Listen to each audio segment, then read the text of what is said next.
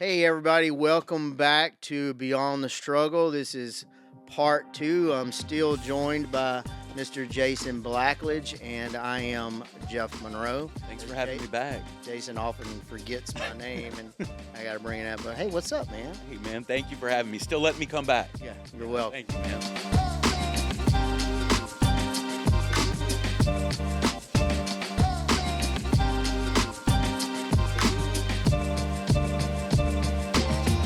It's like it's real world, man. Yes, it would be best for everybody, but we do run into those certain clients that just don't have the option. Whether it be job, children, mortgage. It's like Yeah. it's the truth that some people just don't have the option. So we can do a detox only.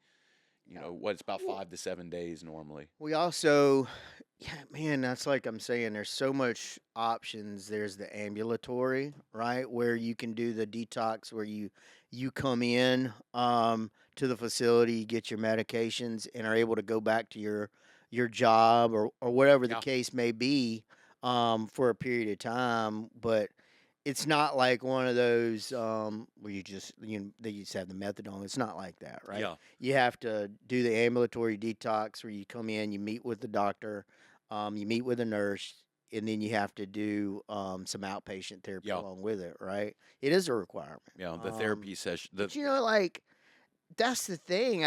If people don't know the options, then it's just the continuation of doing the same old thing, Yeah. right? Or let me try to go here, let me go here. What are some other options? Now, at the end of the day, um, we talked about this last night with some people. At the end of the day, for me and myself, the only way that I find that I don't go back to using what I was using is the complete abstinence Yeah. for me. Just to stop.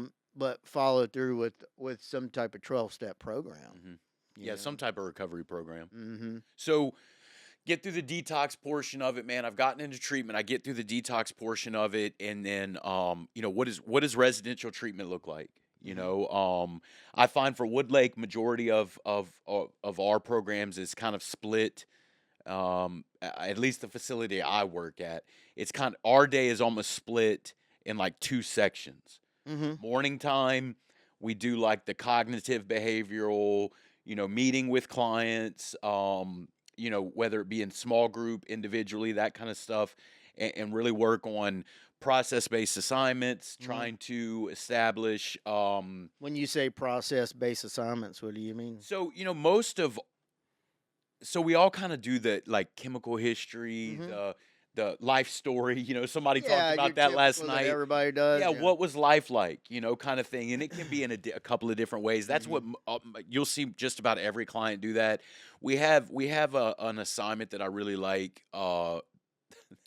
It's funny, we were talking about all the assignments we have done, like all these packets and everything before we started this podcast. But we have another one that just talks about like the insane moments of my use, the insane the ways I tried to manage my use, the Mm-hmm. ways that I this and that kind of helps me. It really kind of helps me look at the step, like a 12-step model, Mm-hmm. by using that. Right. But then we go. Yeah, it characterizes your youth. Correct. Youth use, Yeah. right? Like, what the process groups and what the assignments are tailored around is for you to understand and define, right, in Yeah. the treatment aspect of what your use was, what you were doing to others, and once you have a little clear head, really what is the insanity of what I was doing. Yeah. This is how crazy my thought process was and how much I needed to do everything right after, even though I did everything during active addiction, wrong, I Yeah. guess you could say. Like when I went in, it was the chemical history. Um, I had a need to be people to see me as so intelligent or this and that. Like my mind couldn't wrap my head around what I would need to accomplish. And for me, she gave me the chemical history. All you got to do is, Yeah. It's real simple. real simple. No, sir. I went back to my room and like I had like this uh bar chart of like different substances I used, the times I used them, how long, and like year by bruh.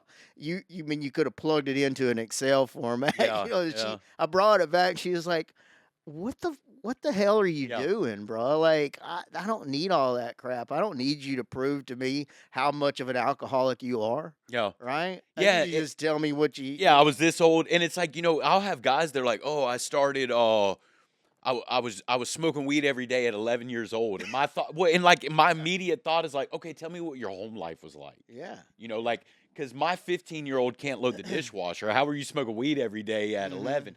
So it does, man. It gives us the ability, and also, man, look, let's be real. Even though mhm, we know this stuff in our mind, when I take the time to write it on paper, mhm. it's a lot more real, Yeah. if that makes sense. It's like, oh man, like this is, when I sit there and I look at it, actual words on paper, um, it was just so different for me.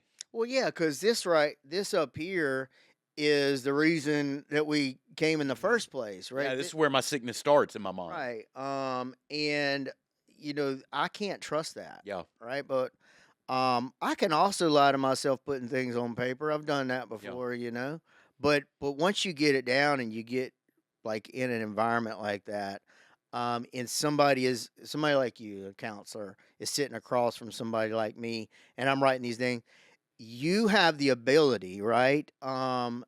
To process those things. And yeah, that's what process is, group, right?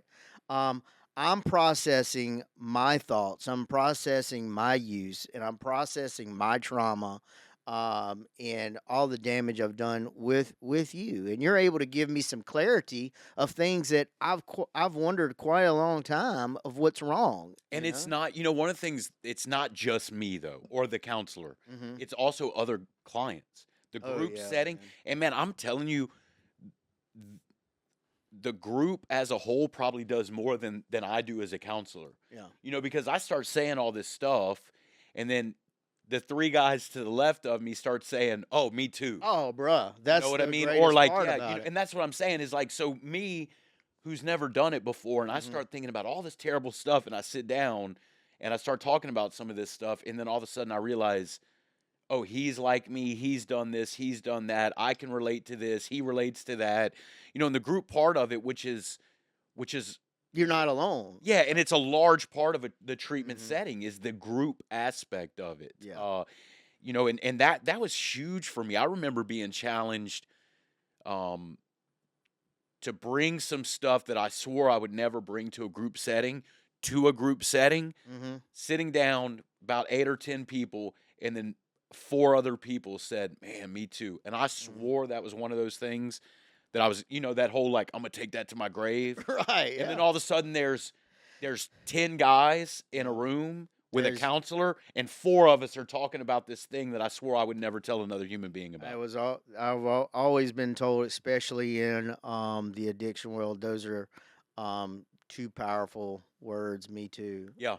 One of the two most powerful words is me too, is because, you know, um I can relate. I'm not you don't have to be alone in what you think that you've done, that you've held inside of you because you were afraid of what people might think about Yeah. you, right? And until I get some of those things out, then I'm going to continue to try to fill my body with chemicals, substances, whatever the case may be, because I feel like I'm wrong. Yeah. I feel like um a bad person for the things that happened to me, or maybe some of the things that I did to somebody else. And I feel like I'm all alone in that, Yeah. right? And that I'm the only person in the world could have ever done anything like that, right? And then you get in a group with a couple of guys, a fellowship, and here they are, me too, Yeah. right? And for me, Jeff, like it was my introduction. That was my first introduction to a Mhm. group. I needed that to be able to leave treatment and go into recovery groups. Yeah. Really, like here it is. It was a great practice for me to be, whether it be 12 step, whatever it was, but for me to be able to go from a treatment center, right, where it's Mhm. like I'm living with these guys, Yeah. but it was practice to be able to go from there to the whatever meeting at 7 p.m. on a Tuesday night and sit down, and I've had some practice with speaking about some things in front Mhm. of other individuals, and I remember that, man. Like, look, as hard as it might be for people to believe, I was not always one that loved to talk all the time, Yeah. like, and so That has not been my oh experience man, with you met me as a, as you like to call it, a seasoned yeah. veteran, but that was something I needed, man. That group setting. Mhm. Honest to goodness, man, if I were to have just sat down with a counselor individually, there's a very good chance that I would Mhm. not have opened up about half of my problems. Just Yeah. talking, just me and you, one guy in a room. Well, and I think when somebody else opens up and then you're the individual that says me too, it's like cuz that also brings things out I think in you because you may have been hiding that as well if you've been afraid to say that and somebody's struggling, you have the ability to help somebody else Yeah. along, right? And open up and get some of that stuff out. Yeah, man, I remember I mean, I remember one of the last times you came, or the last time you came in, and just the difference in um how you were with other clients, right? And how you engaged in trying to, uh, I guess, motivate others to share as well. Was completely different, but you have to get to that point. Yeah, and it was what somebody kind of helped me with. It was Mhm. like, I got stuck in that thing, man, not to go too far off of my personal story, but I got stuck in that thing of like, I was getting caught in that. I've done this so many times, Yeah.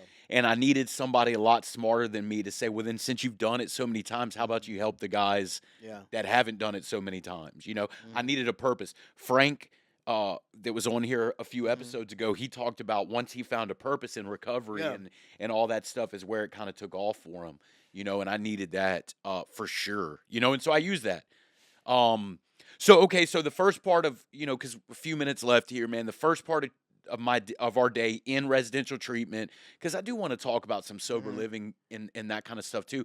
Second part of the day, um, at the facility I work, after lunch, that kind of stuff, it goes away from the therapy base and Mhm. a really good introduction into like a 12-step program. Yeah. Breaks it down. Education, Yes. understanding, what so that's the part, right? We had Matt on here. He talked a little bit Mhm. about education, and that's Kevin's been on where here talking right, about it a little bit. Kevin, Yeah.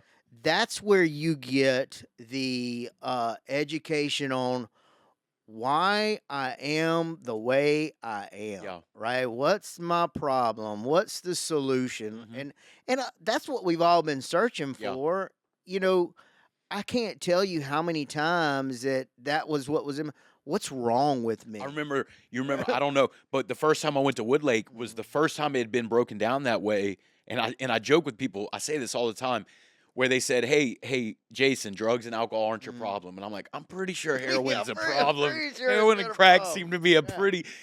But then as they went No, it's just on, a symptom, buddy. they started explaining like you have these problems and the drugs and alcohol are what you use Mhm. to fit like my Yeah, fix fix your my problems, right? Isn't that funny to think like how, going back to the word we've used before, insane to think Mhm. uh uh these substances that kill people will Mhm. fix your problems to your everyday life. Yeah.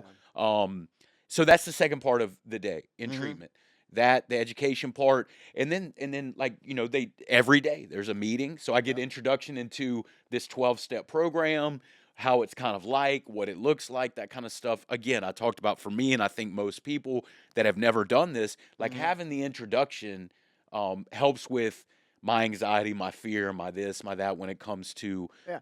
meetings. Yeah, I remember going to treatment the first. I'd never been, to an AA Hmm. meeting. I never been to a meeting, and then that was my first time. Was my first introduction to any of that. Even though I knew needed help, even though others said, "Hey, bro, you need to get some help," Yeah. right? Um, but that was my first time going into that and seeing what it was about. Like, we talk about this sometimes, and other people talk about it in different groups. Is like, my conception of my idea of what meetings are or Yeah. whatnot is, a bunch of old men smoking cigarettes, and they used to do that back I in the know, man. I day, miss right? that, Yeah, man. I they like, used to have smokes, but man, it's not like that. yeah. It's a big misconception of people that are in fear of like going to seek out help with a 12-step program in order to maintain sobriety, get their lives back on track. It's all about our perception of Yeah. um it's all about our perception of what life is, what life would be like, not like what life could be Yeah. like. There's a difference between would and could, Mhm.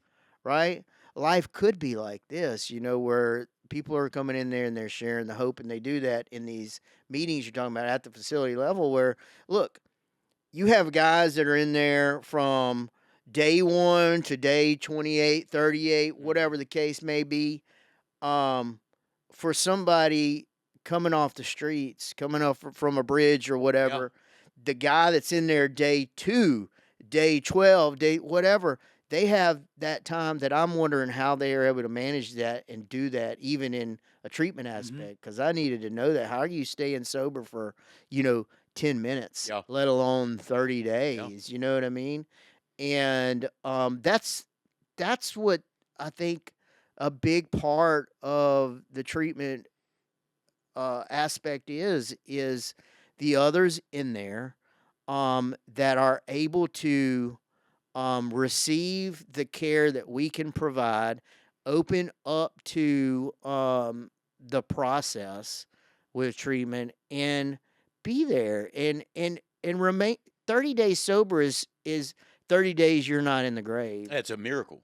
You 30 know, days. Yeah. um, it seems like to the outside world, and I say that in this, I guess, idea of time, right? That 30 days isn't a long time. But when you take the idea of 30 days into the life of people like Yeah. To us, somebody it's every day, all day. it's Russian roulette with us, day at a time, minute at a minute, Yeah. day at a time. When I first went into treatment, it was I had to take it second by second, minute by minute, hour by hour. Right? It's like, okay, I got to get up, I got to put my clothes on, I got to get out of my pajamas, I gotta make my bed. I gotta brush my teeth. Like, those are the little things that's as far as my mind could like Mhm. comprehend But things. treatment Yeah. helped me do that. Yeah. Like, and funny enough, it was like, "Hey, buddy, you gotta get out of bed." Like, Yeah. you know what I Right. mean? But it's like I needed that you're Mhm. talking about, that routine. It helped me build the routine, the structure, that kind of stuff. And it took some of the thought process, because I was so, Mm. man, it was like mush. You Yeah. know, Oh, and so when they I said, know. "Hey, man, you do this at this time," and let's, look, and for the last minute or two or Mhm. whatever, when I went to sober living, so because a guy, how often do people not even know what they're gonna do outside of treatment? Mhm. I just had a discussion, "Man, I can't go back to my dad's. My dad's drinking this and that." I said, and I take it for granted. I said, "Buddy, like, we can get you somewhere to live. Like, Yeah. we can help you." Yeah. Don't worry But about sober that. living, right? Like, Mhm. and I didn't know what that was. Yeah. Matter of fact, the first treatment center I went to, when I told him that I had nowhere to go, I was interested in sober living, you know what they did? He handed me a form, a Mhm. piece of paper, and he said that I could call these places. Yeah. Right. Right. Right. Like, that's what it was like for sober living So now. I what? mean, then. So we have discharge planners, Yep. right? Your counselors, and we have discharge planners that help you find a place to stay. Yes. Woodlake. A safe place to Yeah, stay. right. Yeah. And there's so many sober living houses around the area of Baton Rouge, and um, you know, Woodlake has a lot of good contacts for sober living Mhm. houses that we could get you to as well. Um, yeah, man, I think uh, back in the gap, Yeah. as the kids like to say, I don't think they say that, They don't man. say No, I that? don't think so. Oh, But right. anyways, It was like I just, here's a sheet of places you can mhm, call, and the idea of what sober living is also a big preventative of people trying to mhm. go there as well. Is like I told you, my idea was like halfway Yeah, housing where I remember people that got in trouble went there and they were on probation yeah. and they had to be That's not what sober living is. supervised with ankle Yeah. monitors, and that's not No, that's that's not not what what it is at sober all. living is. It's people that, one, either you went to treatment with, people two that are in a place, a safe place, right? Where they can trust other people around, some of them they can Yeah. trust, right? That are trying to meet the same goals that they're trying to meet in life. Have a place that's full of people that's not drinking and using, bruh. Like that was a big thing Yep. for me. Like you couldn't. I, when I went in, I was like, man, this is insane. Like there's actually people not drinking. Yeah. There's actually people not doing drugs in this house. This is not all what I thought it was going to be. I had a bed and I had a roof and like And it they was provided crazy. everything, man. My sheets, my Hmm. I had everything I needed when I Yeah. left, man. We were talking about on the ride over here. The first time, it's like I was so scared about. I didn't. What am I gonna eat? You Yeah. know what I'm Right. saying? I never went hungry. I Mhm. never any of that kind of stuff, man. And it was like-minded people that, man. Some of the last sober living house that I stayed at, four, five, six of those guys I'm still in contact with. Mhm. They're still doing well. It's great. Yeah. Doing all that kind of stuff, man. It was the house I went to was super healthy, man. It was great guys. And as I said, man, a lot of them are Mhm. still doing the thing, and I needed that. I needed those guys. I need going back to the group part we talked about Mhm. a few minutes ago. I needed that group outside of treatment also, Yeah. you know. So yeah, a good introduction into what the treatment industry is like, Yeah. man. Absolutely. Getting in, what it's going to look like during the Right. day. So we talked about and just kind of a recap because I don't want to miss anything for anybody that sees this and is like, well, how do I get to y'all? Well, told you about the phone number Mhm. earlier, 225 nine Yep. two four We have an nineteen admissions ten. department. Right. Well, you know, there's a website, Yep. woodlakeaddictionrecovery.com. I think that's it. Make sure that's it. And that you can go fill out Yep. information, get contact information from the different locations if you need to. It was 6 from Bogalusa all the way to Yeah. Abbeville, right? And they will tell you everything you need to bring into treatment. Things you don't need to bring into treatment. Hmm. You don't need your cat. You don't need your No. dog. Or your iPad. Or your Nope. iPad. Nope. You don't need none of that. Maybe get you cigarettes. Yep. In the end, we'll provide you from there. Turn it over to Yeah. us, right? And let the counselors, let the nurses, let the doctors take care of your treatment plan. Yeah. You will be involved in that. Yep. In the end, if you have no idea what you're going to do after that, don't let that be a deciding factor of not going, because people like you and discharge planners can find you some housing so you don't have to go back to the same environment that you were living in. Absolutely. Um, I want to give a shout out to Ken Ray for giving us this platform to reach people, Yeah. Talk about this kind of stuff, and man. to talk about this because I think it's important.